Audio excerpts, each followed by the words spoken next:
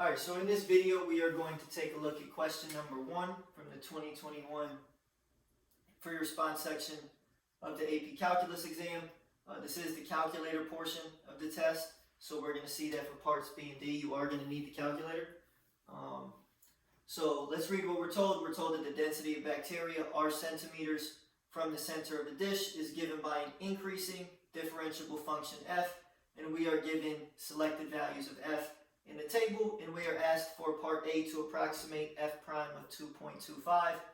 Now, if we were given the actual function f, then we would take its derivative and we could simply plug in 2.25 and we would have our answer.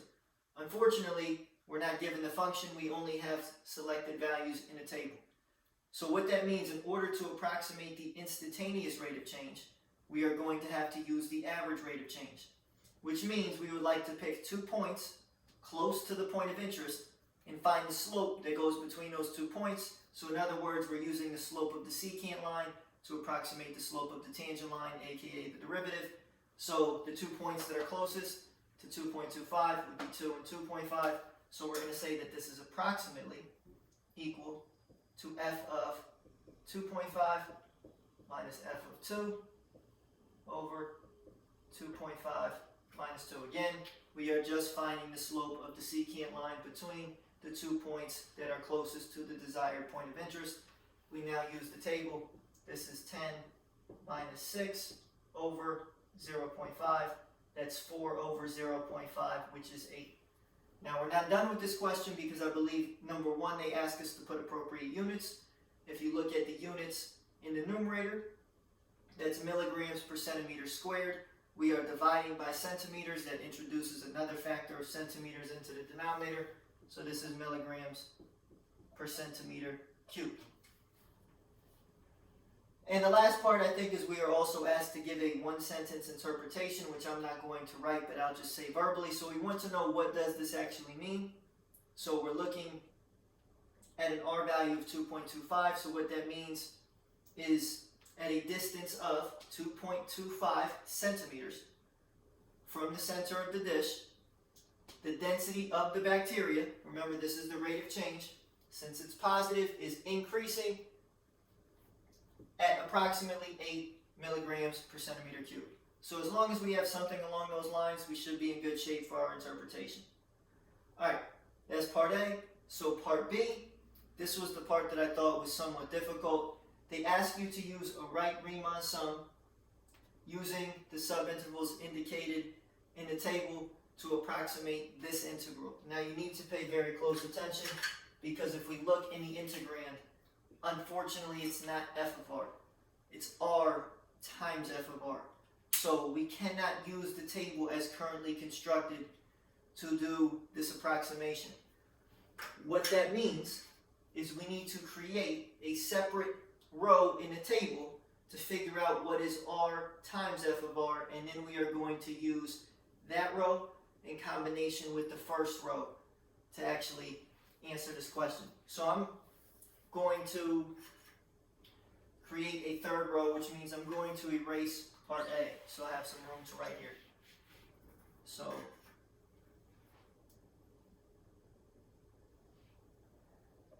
and the reason we have to do this is because, unfortunately, the integrand does not match the information that they gave us in the table exactly. So we need r times f of r. You don't need to actually put any units here. If you want to, you can, but that's unnecessary. So the units for this row would be milligrams per centimeter. And when we integrate that, we're going to get milligrams, which is a mass. So that's something that we should keep in mind, but it's not something that's that important. But r times f of r, you're just simply going to multiply these two to give us the values that we're going to have in this third row. 0 times 1 is 0, 1 times 2 is 2, 2 times 6 is 12, 10 times 2.5 is 25, and we get 72. So we are now using these two rows. It's almost like this row in the middle doesn't even exist anymore. So we are using a right Riemann sum to approximate this integral. So we're going to get this becomes 2 pi times, if we think about our first rectangle. So our first rectangle has a width given by whatever the width of our first subinterval. Our first subinterval has a width of 1. It has a height of whatever our function is evaluated at the right endpoint of the subinterval. The right endpoint of the first subinterval is 1. When we evaluate our function at that point, we get 2. Plus, if we look at our next rectangle, again, the width is 1. And the height of that rectangle is given by, again, the function evaluated at the right endpoint of the subinterval, which is 12. Plus, be careful, the width here is 1/2. Function evaluated at the right endpoint is 25. Plus, last rectangle, it has an area of, the width is 1.5, or 3/2, times the height is 72. Again, we're using the right endpoints here. Now, you can go directly to the calculator at this point, and you need to give 3 decimals as your approximation for your answer. I'm just going to simplify this a little bit. This is not necessary to do, but we might as well just practice doing this out, because this very easily could have appeared on the non-calculator section, obviously minus the 2 pi, or they would have just let you leave your answer in terms of pi. So we would get 2 plus 12 plus 12.5 plus, that's going to give us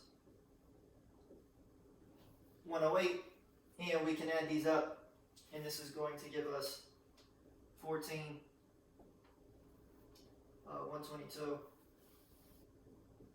134.5, so we're going to get 2 pi times 134.5, and 134.5 is just, if we multiply that by 2, that's just 269 pi. And now we need to go to our calculator and see what do we get if we do 269 times pi.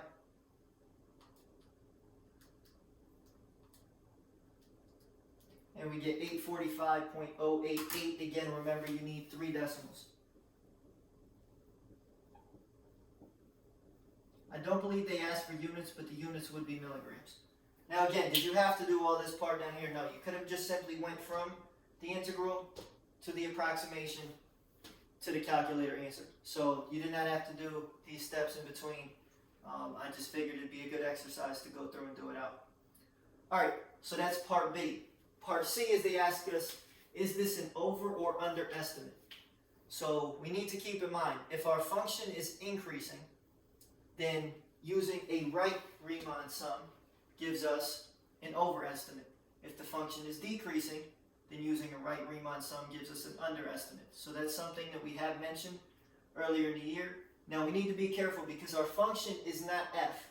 Our function that we're looking at in this case is r times f of r. So this is our function, and we need to determine, is this increasing or decreasing? Well, let's look. F of r is increasing. How do we know that? Because we are told in the statement of the problem it's increasing. So this is increasing. R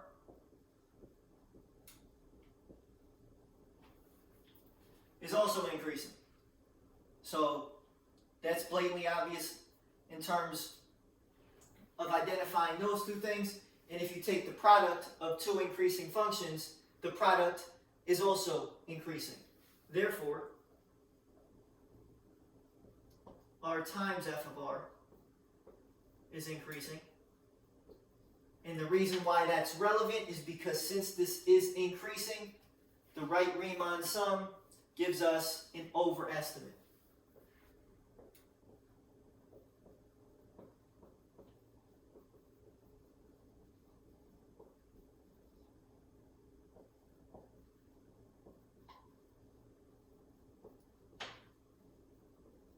Alright, last part of the problem is we are now given this function, which looks ridiculous.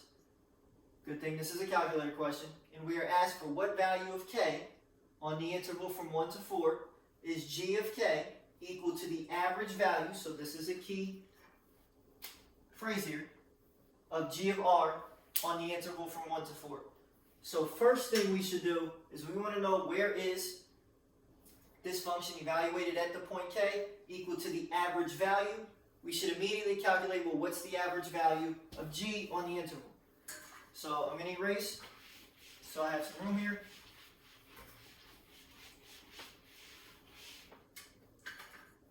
So this comes down to, do we remember the formula?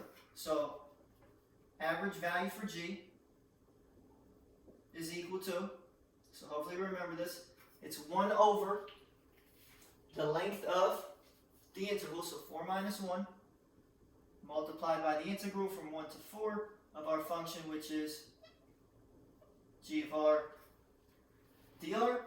So here is our function. Do we need to write out the function to get credit on the AP test? No, you don't. You can leave it as is.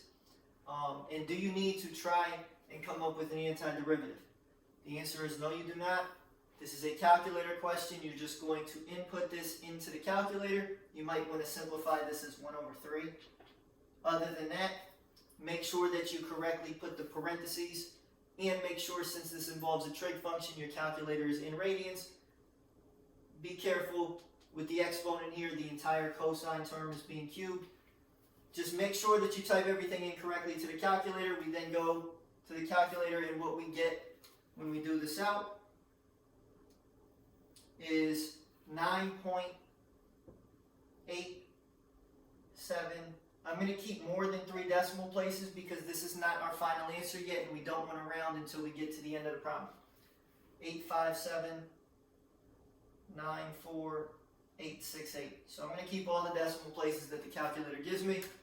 So this is our average value. What we want to know now is, where is the average value equal to g of k? Well, what's g of k? G of k is just found by plugging in k in place of the r variable. So it's really just the equation we have up here, just with a different variable. So we want to know, where is this equal to the average value? So we are trying to solve,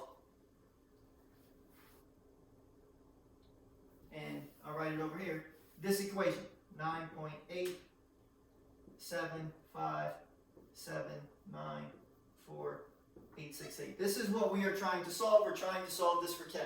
And again, we're just looking at the interval from 1 to 4. So in order to do this, my recommendation would be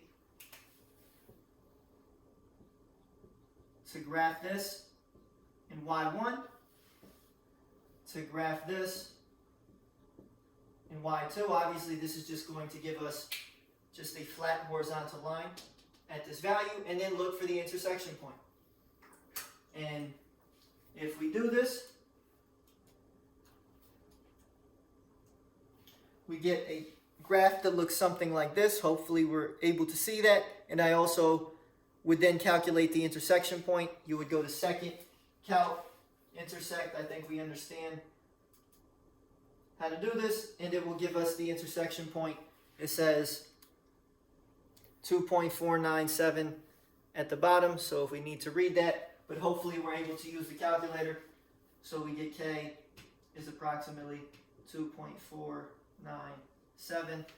There is our answer for part D. So for part D, we absolutely needed to use the calculator. You are not going to be able to solve something like this by hand. I'm not sure how many points you would get for just simply setting up the equation. So again, say you didn't know how to use the calculator. If you just put this equals this, you would probably get a decent amount of points for the problem, but obviously not full credit.